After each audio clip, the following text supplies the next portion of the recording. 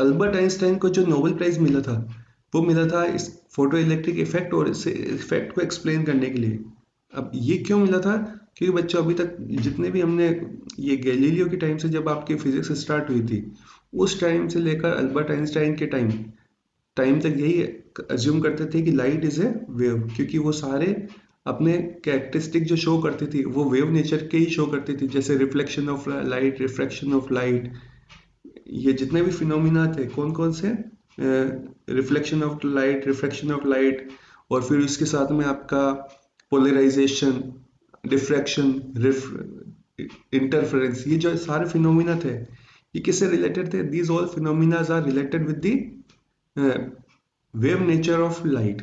But कुछ phenomena ऐसे थे जिनको हम वेव नेचर ऑफ लाइट से एक्सप्लेन नहीं कर सकते थे। कौन कौन से वो इफेक्ट थे?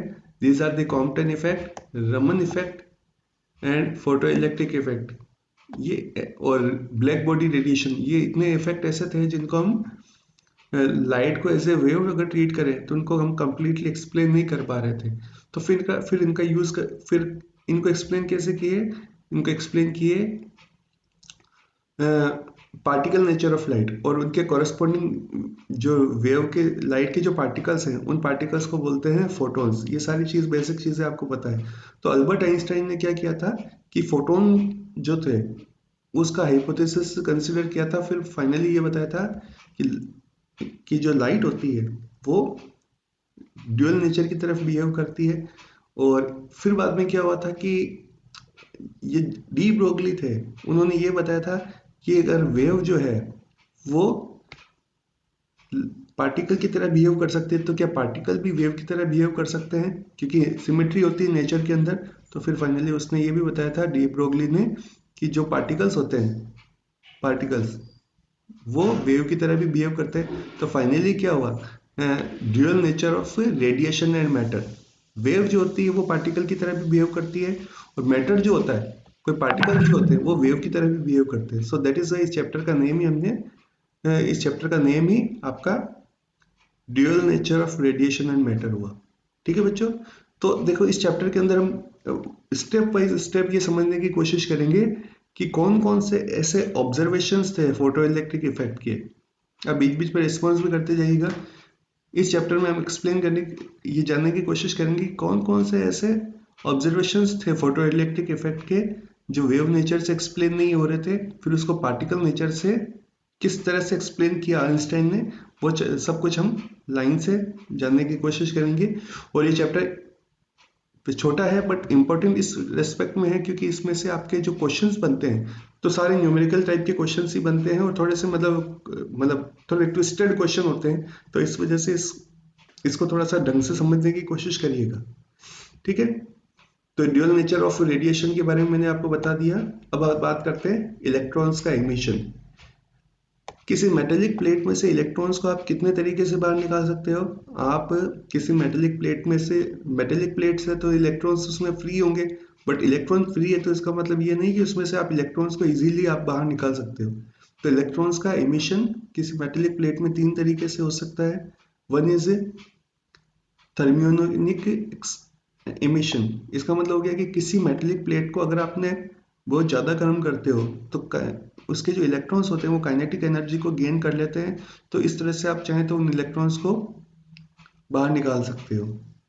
दूसरा है फील्ड इमिशन। फील्ड इमिशन का मतलब हो गया कि किसी मेटेलिक प्लेट के ऊपर इतना आपने इलेक्ट्रिक पोटेंशियल, इलेक्ट्रिक फील्ड लगा लिया। अगर आपने बहुत ज़्यादा इलेक्ट्रिक फील्ड लगा देते हो, इसका रेंज हो जाएगा आपका इलेक्ट्रिक फील्ड का 100 वोल्ट पर मीटर। इतना अगर आपने इलेक्ट्रिक फील्ड लगाया या इससे ज़्यादा इलेक्ट्रिक फील्ड लगाया तो मेटेलिक प्लेट में से इलेक्ट्रॉन्स जो होंगे उनके ऊपर इलेक्ट्रिक फोर्स लगेगा और उससे इलेक्ट्रॉन्स उस मेटेलिक प्लेट में से बाहर आ सकते हैं। ठीक है ना? और तीसरा इफेक्ट होता है photo electric effect. Photo electric effect क्या होता है? कोई भी मेटेलिक प्लेट के ऊपर अगर आप कोई सुटेबल फ्रीक्वेंसी की रेडिएशन को फॉल करते हो तो उसमें से इलेक्ट्रॉन्स जो होंगे वो बाहर निकलते हैं। तो इलेक्ट्रॉन्स क्यों बाहर निकल रहे हैं? these electrons are emitting due to the light, so that is why इसको बोलते हैं फोटो इलेक्ट्रिक इमिशन। ये तीनों इफेक्ट आपको समझ में आ गए?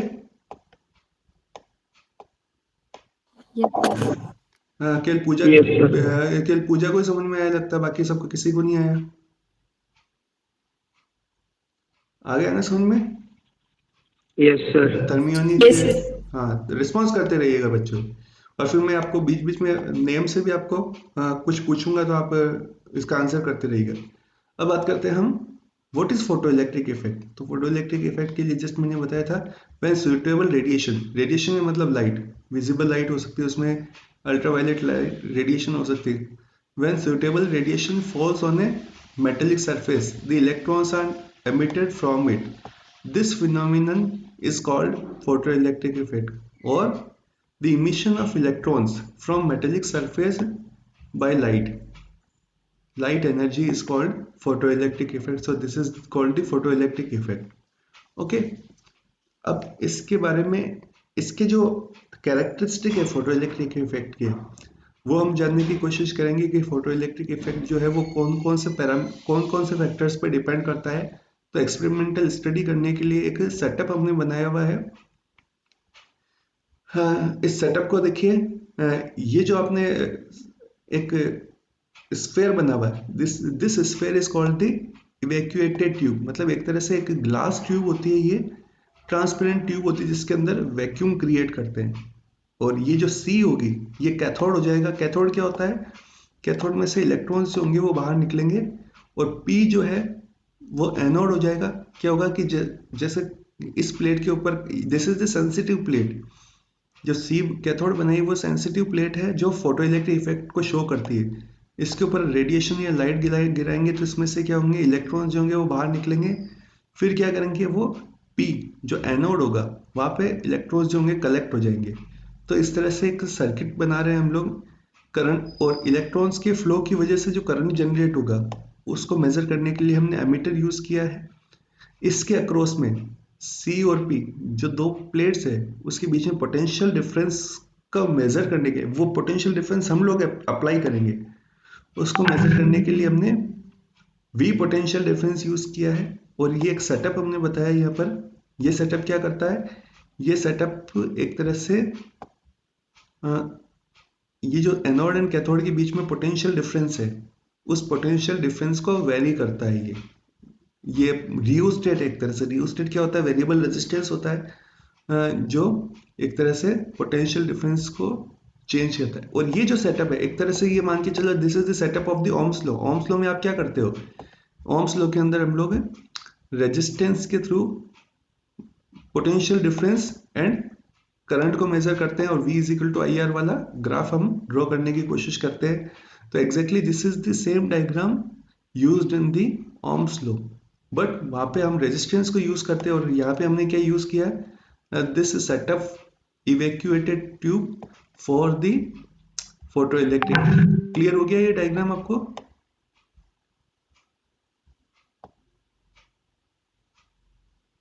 मेघना सुन पा रही हो?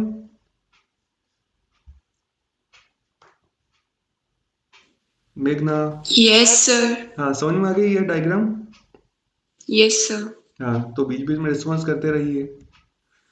Okay sir. अच्छा बच्चों, अब थोड़ा सा ध्यान से देखिएगा। वैसे तो अगर मैं डायरेक्ट बता दूं कि इसके कैरेक्टरिस्टिक क्या क्या हैं तो वो चल जाएगा, बट मैं के कैरेक्टरिस्टिक को आपको बताऊंगा, और ऐसा कैरेक्टरिस्टिक इसका क्यों बनता है, उसका रीजन क्या है वो भी बताऊंगा। फिर आपको बताऊंगा कि ये वेव नेचर से अगर इसको एक्सप्लेन करने की कोशिश करते हैं तो क्या एक्सप्लेन हो जाता है या नहीं होता है वो भी बताऊंगा। फिर ऐसे कौन से कैरेक्टरिस्टिक होंगे जो वेव नेचर से नहीं होंगे, तो फिर पार्टिकल नेचर का हम लोग डिटेल्ड स्टडी करेंगे। ठीक है ना? तो ध्यान से सुनिएगा आप लोग इसको। अच्छा, फर्स्ट इफेक्ट है effect of intensity of light. देखो हमने क्या किया है कि यहाँ पे वोल्टेज को हमने फिक्स कर दिया, इसको हम चेंज नहीं करेंगे। हम क्या चेंज करते हैं, ये जो लाइट है उसकी intensity. What do you mean by the intensity? कोई बताएगा लाइट की इंटेंसिटी का मीनिंग क्या होता है? मेघना बताओगे इंटेंसिटी का मीनिंग क्या होता है? सर सो उसकी मतलब पार्टिकल्स जो होते हैं उसके अंदर, नहीं, किसके अंदर? उनका लाइट के अंदर कोई पार्टिकल नहीं लाइट होते। के अंदर लाइट के अंदर अभी हम लोग नहीं। सो आइंस्टाइन से वो पहले, अभी हम बात कर रहे हैं कि अभी हम ये अज्यूम कर रहे हैं कि लाइट इज ए वेव, ठीक है ना। पार्टिकल बाद में होंगे, आइंस्टाइन जब एक्सप्लेन किए थे तब वो पार्टिकल अज्यूम किए थे। तो लाइट इज ए वेव, तो वेव के अंदर इंटेंसिटी का मीनिंग क्या होता है?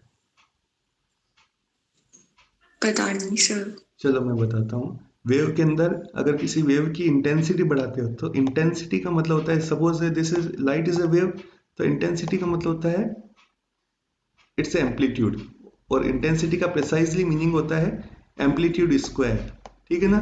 तो अगर आप किसी लाइट की इंटेंसिटी बढ़ा रहे हो तो इंटेंसिटी बढ़ाने का मतलब हो गया आप क्या बढ़ा रहे हो, उसका क्या बढ़ा रहे हैं मेघना? एम्पलीट्यूड। एम्पलीट्यूड बढ़ा रहे हैं, ठीक है ना।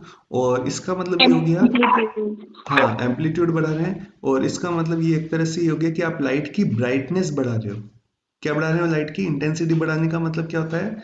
लाइट की ब्राइटनेस बढ़ा रहे हैं। कि जैसे सपोज करो कि अगर किसी लाइट सोर्स में से अगर आपकी लाइट थोड़ी कम ब्राइट आ रही है तो इसका मतलब उसमें इंटेंसिटी कम है, और अगर उसकी ब्राइटनेस ज़्यादा है तो इसका मतलब उसकी इंटेंसिटी ज़्यादा है। अच्छा, कलर का मतलब क्या होता है? लाइट की अगर कलर चेंज करते हैं लाइट का, जैसे ब्लू हो गया, रेड हो गया, वायलेट हो गया, तो कलर चेंज करने का मतलब हम क्या चेंज कर रहे हैं लाइट की? Frequency.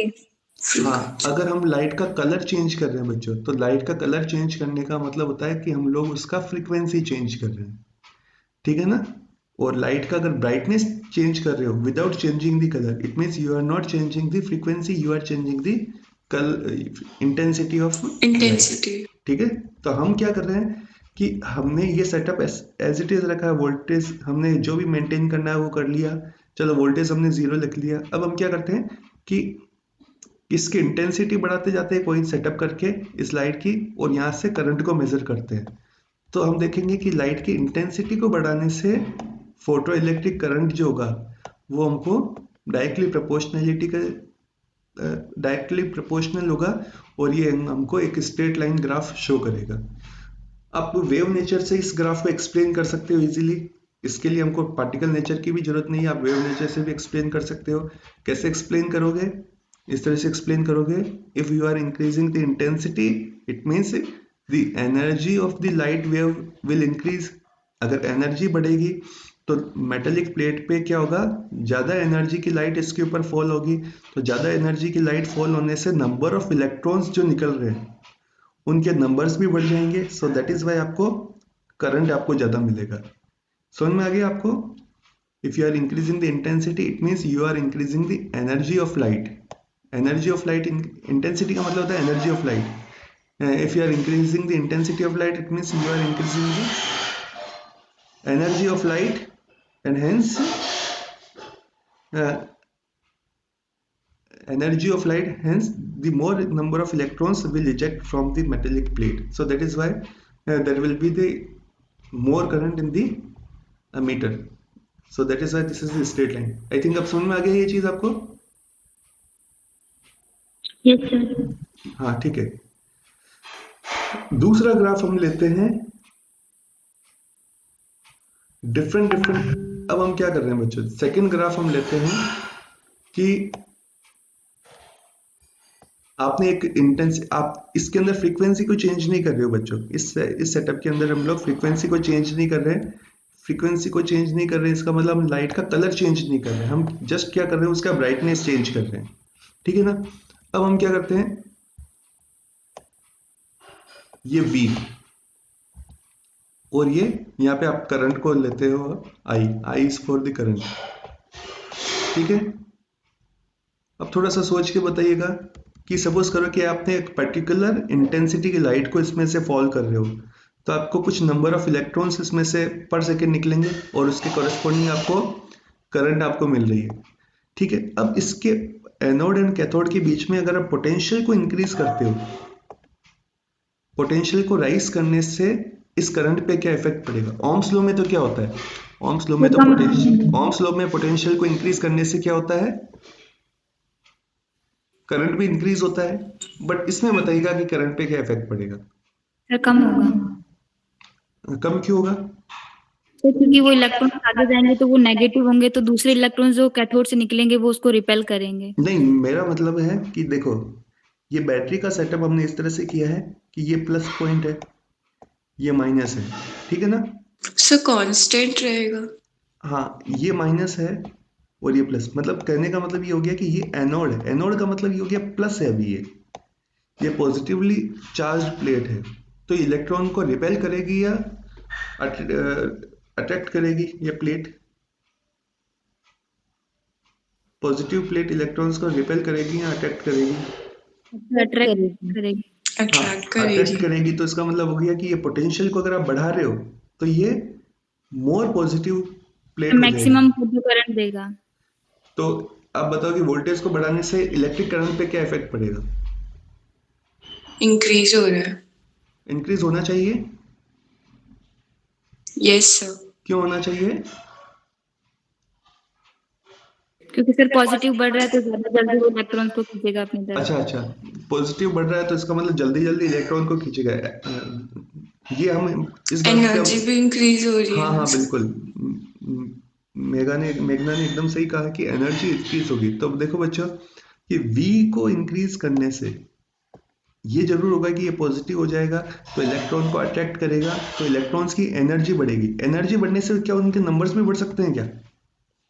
Yes sir, number of electrons बढ़ेंगे लेकिन यस एनर्जी सर। में कुछ इलेक्ट्रॉन नहीं बढ़ेगी। देखो चलो मैं बताता हूँ कि अगर आप वोल्टेज को इंक्रीज करते हो तो एनर्जी ऑफ द इलेक्ट्रॉन्स जो होगी वो जरूर इंक्रीज हो जाएगी, बट इस प्लेट में से इलेक्ट्रॉन्स को निकाल कौन रहा है। कैथोड। नहीं, इस लाइट। लाइट निकाल रही है। सो दैट इज वाई आप इस लाइट की इंटेंसिटी को आप चेंज नहीं कर रहे हो, तो ये नंबर ऑफ इलेक्ट्रॉन्स जो निकलेंगे वो उतने ही निकलेंगे। ये अगर इस प्लेट का आप पोटेंशियल बढ़ाते हो तो इसका मतलब क्या हो गया कि ये इलेक्ट्रॉन्स को काइनेटिक एनर्जी जरूर दे देगा।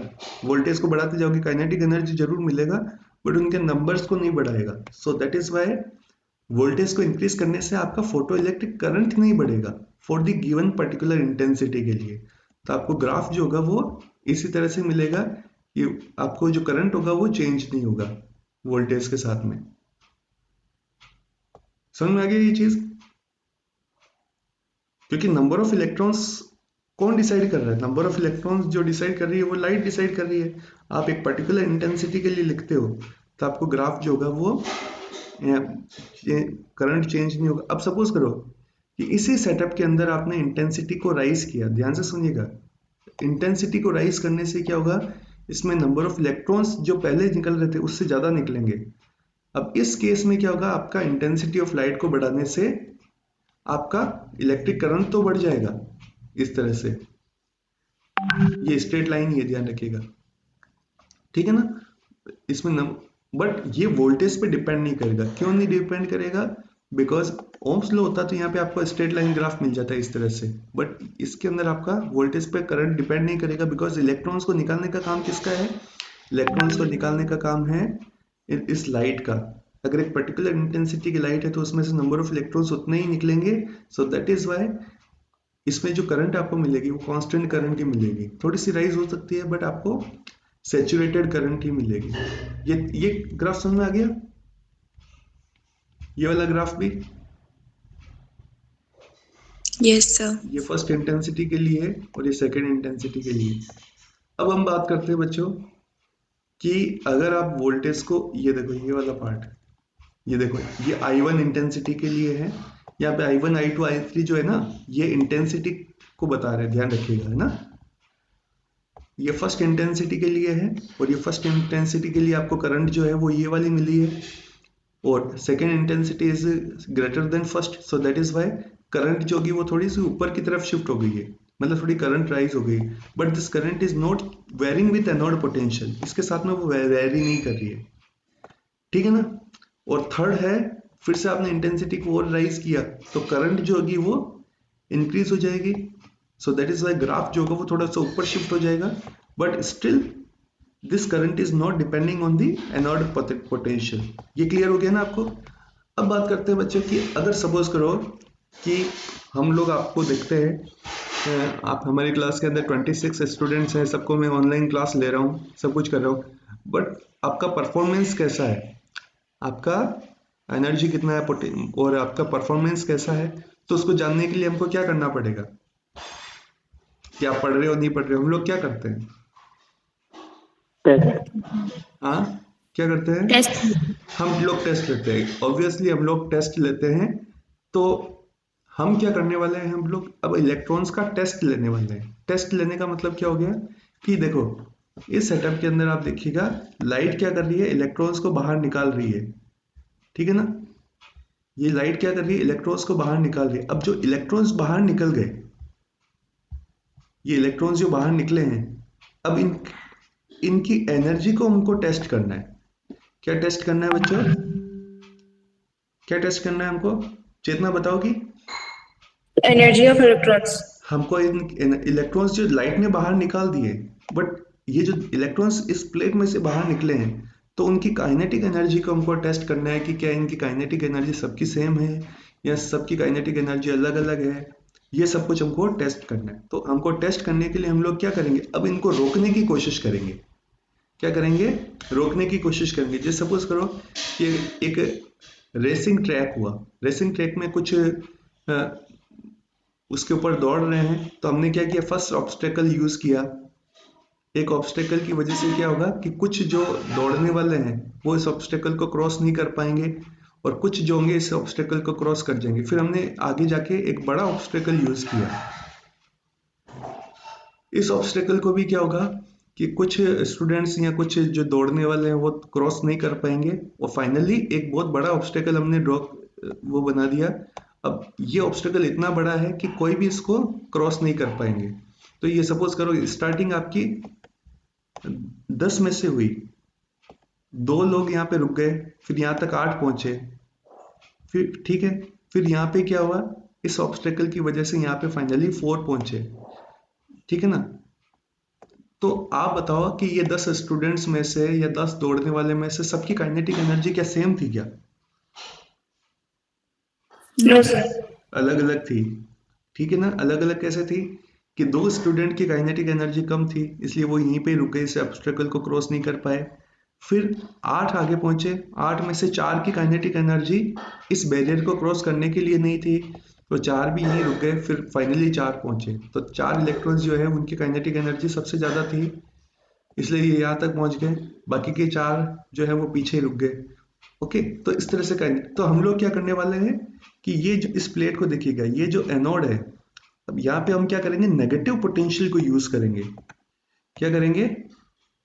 अच्छा, ये अगर प्लेट आपकी नेगेटिवली चार्ज होगी तो ये इलेक्ट्रॉन्स को क्या करेंगे, अट्रैक्ट करेगी या रिपेल रिपेल करेगी? रिपेल। अच्छा, ये जो नेगेटिविटी है उस प्लेट की, वो हम थोड़ी थोड़ी करके राइज करने की कोशिश करेंगे, और फिर देखेंगे कि इलेक्ट्रॉन यहाँ पे कितने कैप्चर हो रहे हैं, और फिर उनके इलेक्ट्रॉन के कैप्चर कितने होते हैं, उसके हिसाब से हम लोग बता सकते हैं कि एनर्जी जो इलेक्ट्रॉन्स की है वो कैसी है। तो देखो बच्चों, पहले हम क्या करते हैं कि ये है आपका पॉजिटिव पोटेंशियल, जो हमने बता दिया कि आपका ग्राफ इस तरह से बनता है। अब हम क्या करते हैं, नेगेटिव पोटेंशियल यूज करते हैं। आपने पहले इस ग्राफ को देखते हैं कि थोड़ा सा आपने पोटेंशियल को थोड़ा सा नेगेटिव किया, तो क्या हो गया कि आपको इलेक्ट्रॉन, पहले करंट कितनी थी, इतनी करंट थी, ठीक है ना। थोड़ा सा आपने नेगेटिव पोटेंशियल यूज किया तो करंट क्या हो गया, थोड़ा सा क्या हुआ बताओ? रिड्यूस।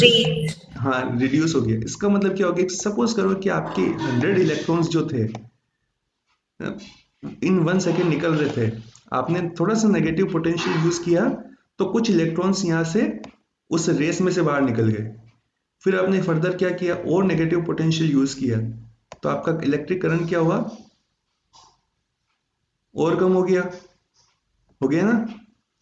तो इसका मतलब हो गया कि इस रेस में से कुछ इलेक्ट्रॉन्स और भी बाहर हो गए उस नेगेटिव पोटेंशियल, ये रिटार्डिंग पोटेंशियल के ऑब्स्टेकल की वजह से।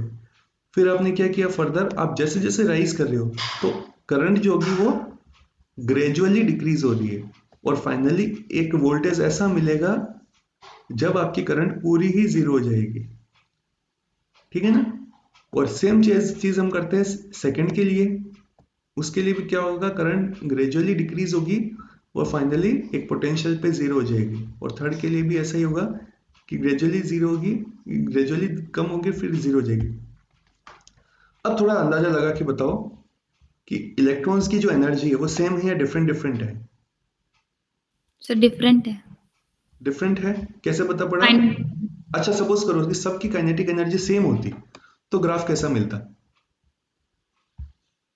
सर सारे साथ में ही 0 हो जाते हैं। बिल्कुल बिल्कुल, आपने बहुत अच्छा बताया कि अगर सपोज करो कि सबकी काइनेटिक एनर्जी, इस प्लेट में से जितने भी इलेक्ट्रॉन्स बाहर निकल रहे हैं, ये जो इलेक्ट्रॉन्स है, अगर सबकी काइनेटिक एनर्जी सेम निकलती तो होता क्या कि ग्राफ आपको ग्रेजुअली डिक्रीजिंग नहीं मिलता, आपका क्या होता ग्राफ इस तरह से, करंट इधर भी कांस्टेंट रहती और सडनली एक स्टॉपिंग, एक पोटेंशियल पे 0 हो जाती, इस टाइप का ग्राफ मिलता।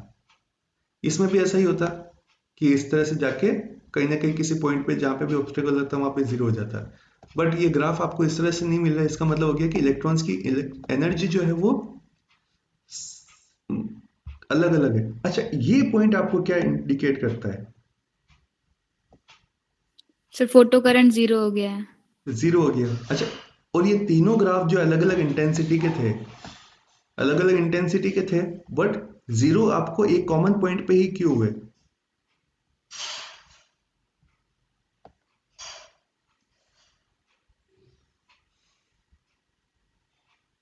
इसका आंसर बता सकोगे?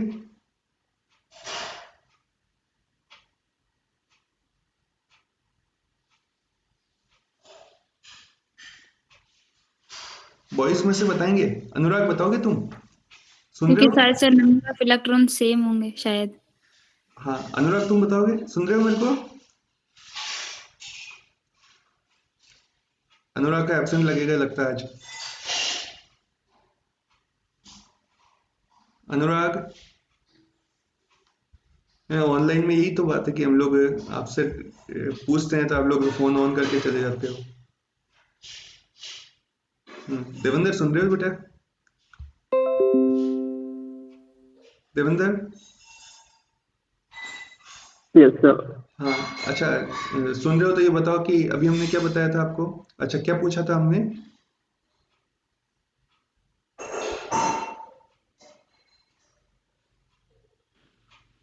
We naught. हाँ चलो मैं बता देता हूँ। ये हो गया कि आपकी अलग अलग इंटेंसिटी पे आपको इलेक्ट्रिक करंट डिफरेंट डिफरेंट मिला, बट सारी जो करंट होगी सबकी 0 एक कॉमन वोल्टेज पे हो रही है, तो इसका मतलब हो गया कि इलेक्ट्रॉन्स की एनर्जी अलग अलग है बच्चों।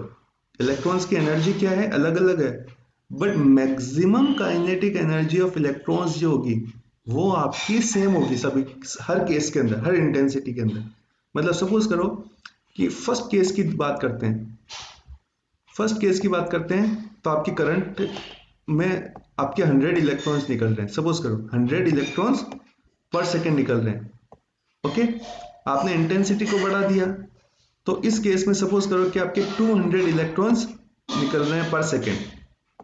आपने इंटेंसिटी को और बढ़ा दिया तो आपके 300 इलेक्ट्रॉन्स पर सेकेंड निकल रहे हैं। अच्छा, ये जो 100 इलेक्ट्रॉन्स, 200 इलेक्ट्रॉन्स और 300 इलेक्ट्रॉन्स जो है पर सेकेंड, मैं नंबर ले रहा हूँ, एग्जैक्ट बता नहीं रहा हूँ आपको, तो इनकी काइनेटिक एनर्जी जो है वो अलग अलग है, इनकी काइनेटिक एनर्जी जो है अलग अलग है, और इनकी काइनेटिक एनर्जी जो है वो अलग अलग है। अब सपोज करो इस केस के लिए अगर ये कॉमन पोटेंशियल आपका 5 वोल्ट हुआ, कि 5 वोल्ट पे सारी हर केस का वोल्टेज 0 हो रहा है, तो इसका मतलब ये हो गया कि इसकी इलेक्ट्रॉन की एनर्जी का जो रेंज होगा इन 100 इलेक्ट्रॉन्स के लिए, ये हो गया 0 टू 5 इलेक्ट्रॉन वोल्ट। मतलब किसी भी इलेक्ट्रॉन की एनर्जी 0 हो गई तो इसका मतलब तो वो यहीं रुक गया, बट 5 इलेक्ट्रॉन वोल्ट तक इसकी एनर्जी जा सकती है। इलेक्ट्रॉन्स की एनर्जी इस रेंज के अंदर इलेक्ट्रॉन्स हैं, ठीक है ना?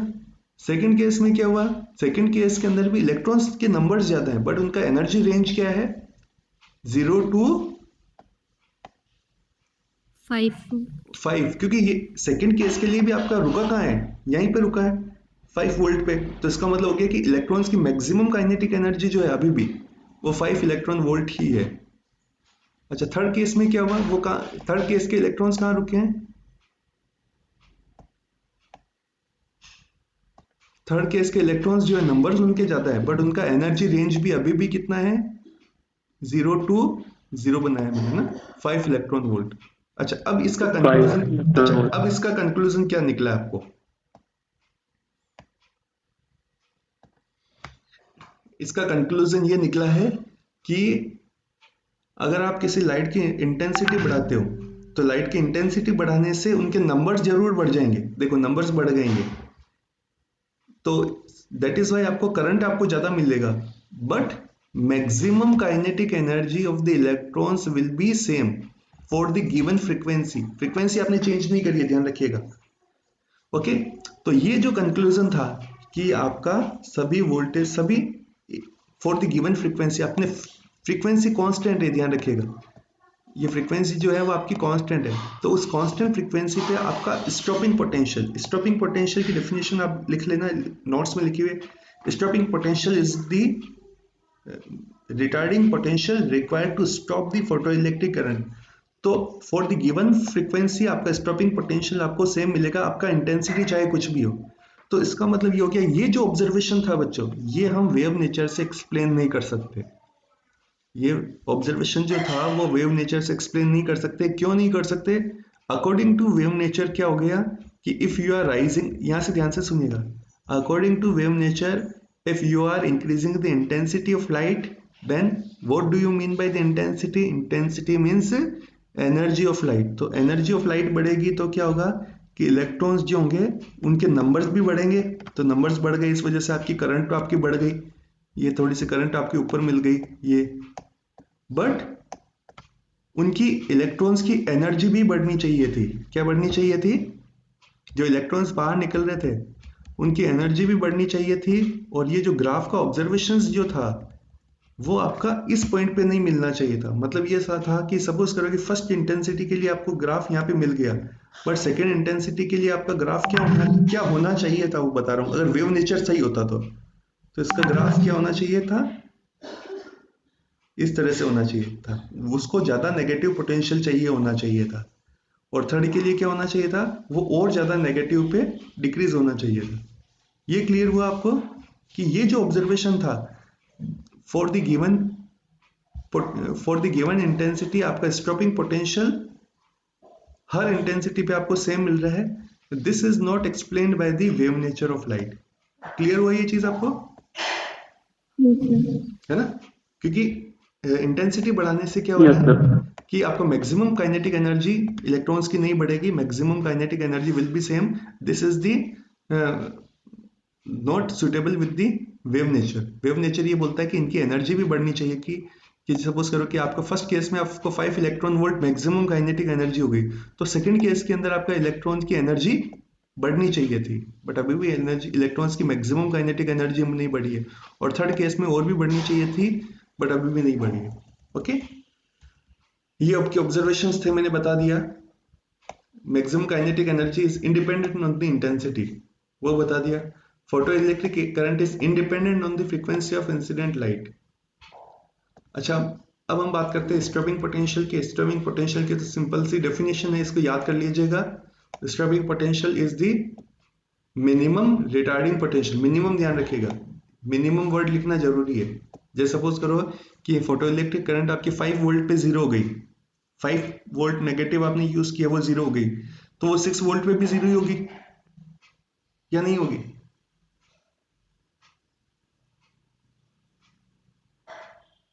जीरो ही रहेगी सर। हाँ, जीरो ही Yes, होगी। sir. हाँ, तो आपका नेगेटिव पोटेंशियल 5 वोल्ट है या सॉरी स्टॉपिंग पोटेंशियल 5 वोल्ट हो गए या 6 वोल्ट होगा? 5 volt. 5 वोल्ट। तो आपको 5 मिनिमम वोल्ट। वाली वैल्यू लिखनी कि जिस मिनिमम वैल्यू पे वो जीरो हो जाती है वही आपका रिटार्डिंग पोटेंशियल, वो स्टॉपिंग पोटेंशियल होगा। And it does not depend on the intensity of light. And ये जो हो गया, it does not depend on the intensity of light, this is not suitable with the wave nature of light. ये जो observation है वो wave nature के according नहीं है। अच्छा, हम बच्चों अब बात करते हैं third, effect of frequency. Frequency का मतलब क्या होता है? फ्रीक्वेंसी का मतलब हो गया colour of light.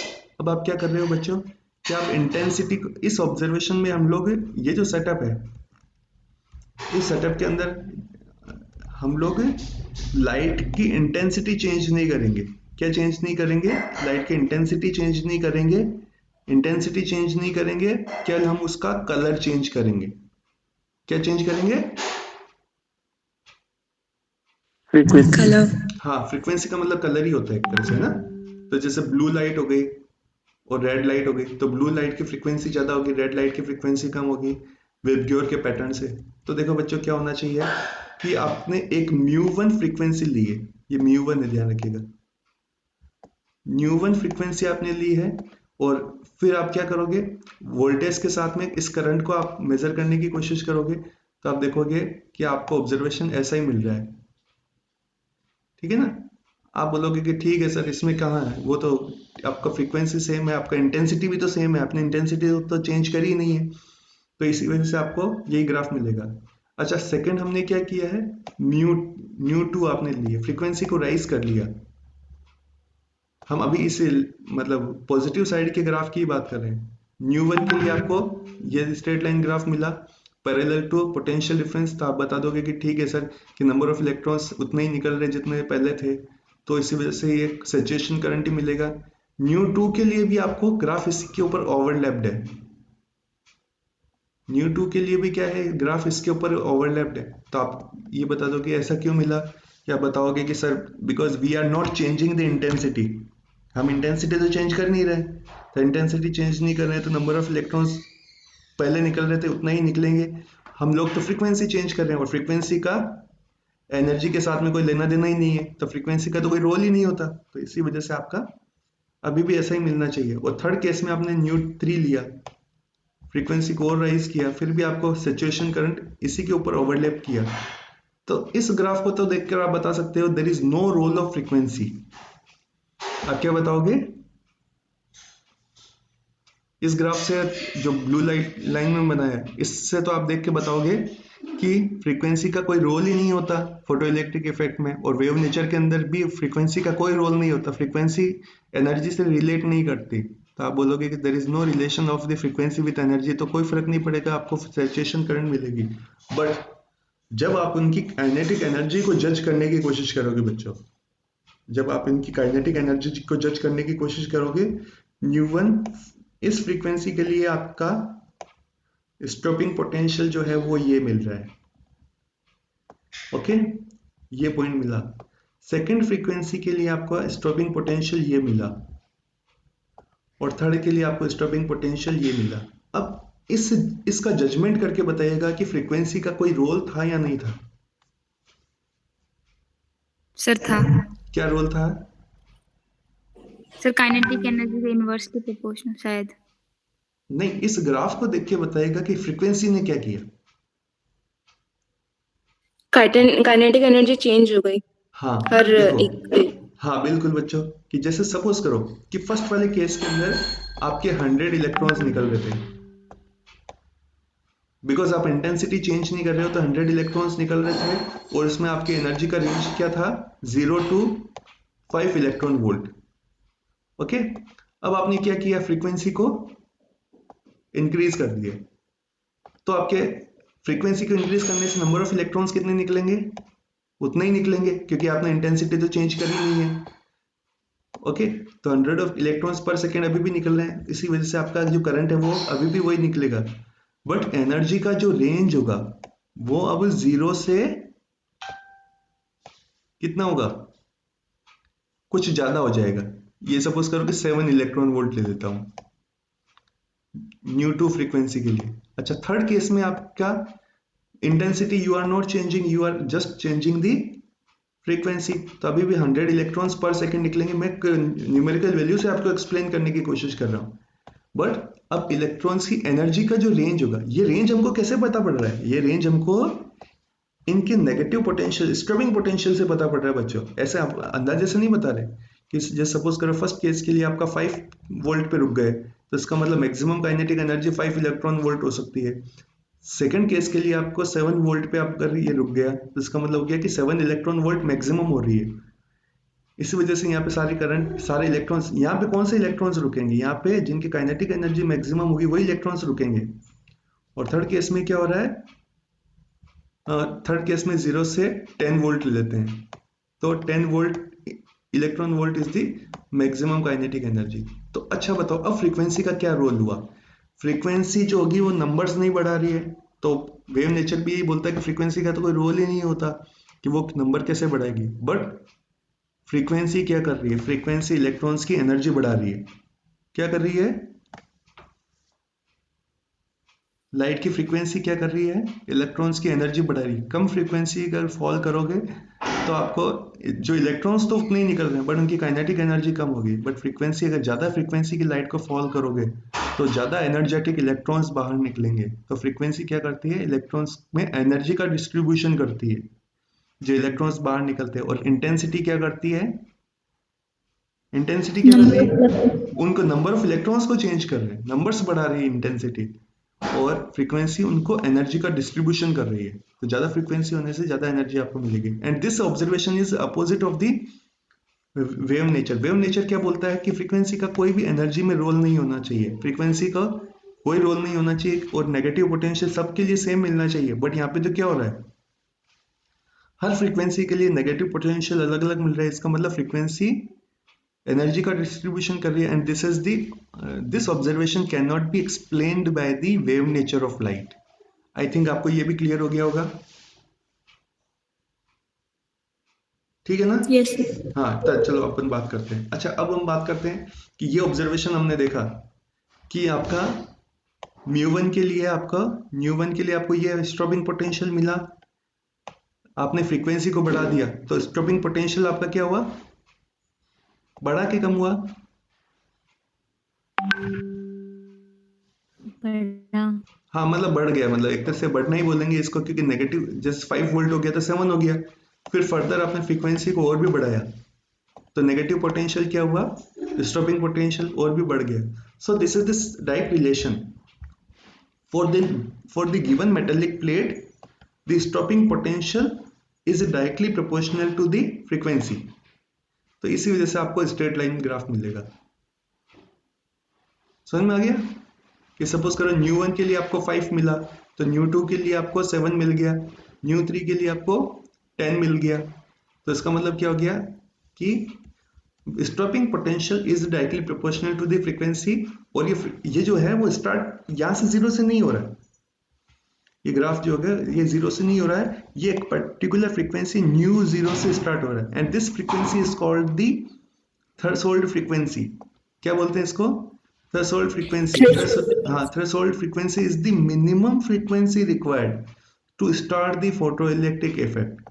Threshold frequency is the minimum frequency required to start photoelectric effect. ये ऑब्जर्वेशन भी वेव नेचर के अकॉर्डिंग सुटेबल नहीं है। क्यों, वेव नेचर क्या बोलता है, अच्छा थ्रेशोल्ड फ्रीक्वेंसी का मतलब हो गया कि फॉर द गिवन प्लेट अगर आपने थ्रेशोल्ड फ्रीक्वेंसी से कम फ्रीक्वेंसी रखी, ध्यान से सुनिएगा, एंड सपोज करो कि ये आपने जो मेटेलिक प्लेट ली है जिसके अंदर आप ये ऑब्जर्वेशन कर रहे हो फोटोइलेक्ट्रिक इफेक्ट के लिए, इस मेटेलिक प्लेट की खुद की थ्रेशोल्ड फ्रीक्वेंसी होती है।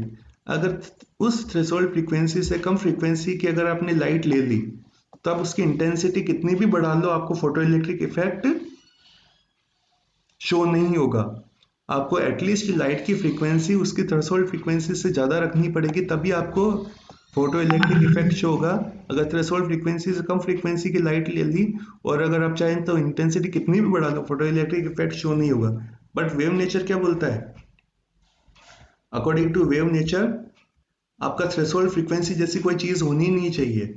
क्या नहीं होनी चाहिए, थ्रेशोल्ड फ्रीक्वेंसी जैसी कोई चीज नहीं होनी चाहिए।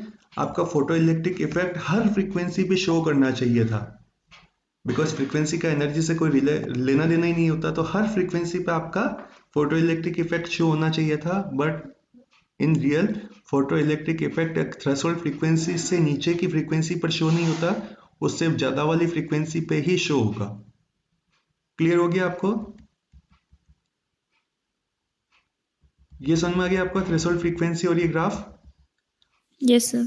हाँ, यस सर। चलो एक दो इफेक्ट और बात कर लेते हैं, फिर हम लोग पार्टिकल नेचर के थ्रू इसका एक्सप्लेन करने की कोशिश करेंगे कि क्या पार्टिकल नेचर सच में एक्सप्लेन कर देता है या नहीं करता।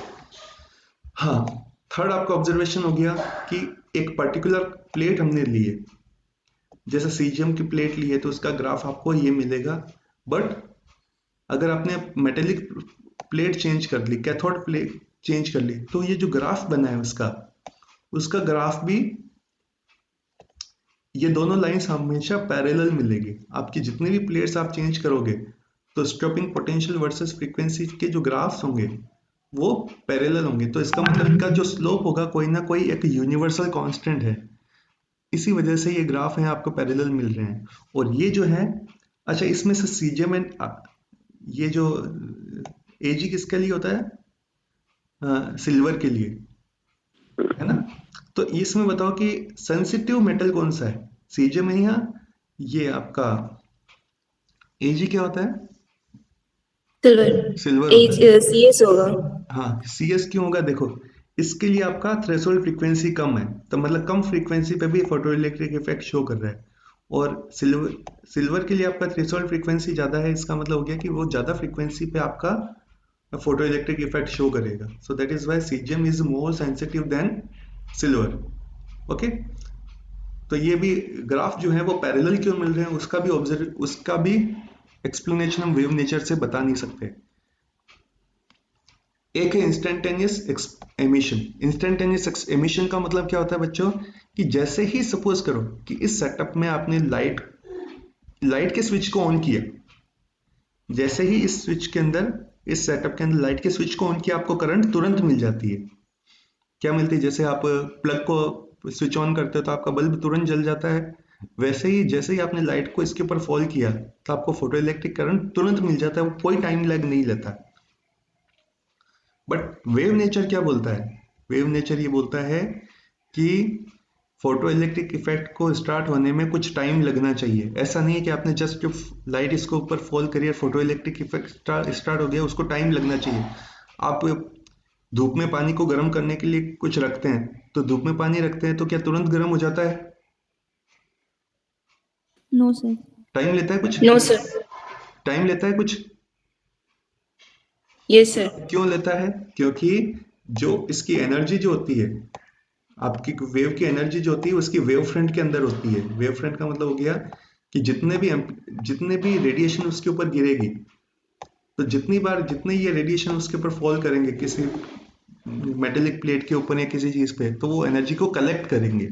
फिर एनर्जी को कलेक्ट करके फिर वो हीटिंग इफेक्ट को शो करेंगे। अब यहाँ पे क्या हो रहा अब यहाँ पे क्या हो रहा है कि फोटोइलेक्ट्रिक इफेक्ट के अंदर जैसे ही आपने लाइट को फॉल किया, वो फोटोइलेक्ट्रिक इफेक्ट स्टार्ट हो गया। तो वेव नेचर के ये ऑब्जर्वेशन भी वेव नेचर एक्सप्लेन नहीं कर सकता। वेव नेचर ये बोलता है कि उसको टाइम लगना चाहिए। मतलब लाइट को फॉल करने से क्या होना चाहिए कि आपका इलेक्ट्रॉन्स को वो एनर्जी धीरे धीरे वो कैप्चर करेंगे कि हाँ भाई हमने अब इतनी एनर्जी आ गई कि हम लोग अब मेटेलिक प्लेट से बाहर निकल सकते हैं। फिर वो मेटेलिक प्लेट से बाहर निकलेंगे। ठीक है ना? तो ये ऑब्जर्वेशन भी आपका वेव नेचर के सुटेबल नहीं है। ठीक है बच्चों, ये समझ में आ गया आपको? ये सारे ऑब्जर्वेशन आपको